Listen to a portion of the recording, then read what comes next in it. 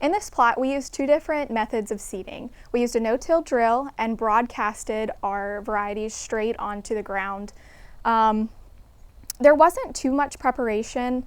There was a little bit of residual left from last summer's grazing. So with the no-till drill, we planted right into that residue. But for the broadcasting, we mowed the residual down 1 to 2 inches from the ground. After we did that, we broadcasted the seed and then culti-packed it. A culti-packer improves soil to seed contact. And if you don't have a culti-packer, you can use livestock to tread the seed into the soil, but make sure to remember to remove those animals before the seed starts to germinate. We planted this plot October 2nd, and today is November 16th, so let's see how it's doing. Here is our drilled barley. Here are our drilled oats. They are the tallest variety so far and might be a good option for early grazing. Here's our drilled triticale.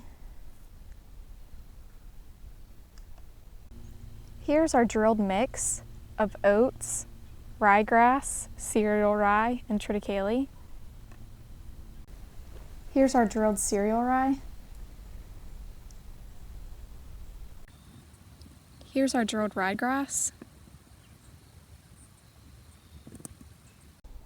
As we get down to our broadcasted varieties, we can see a big difference in our planting method.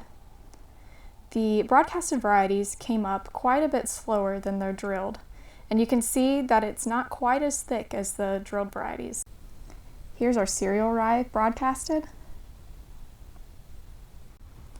Here's our ryegrass broadcasted.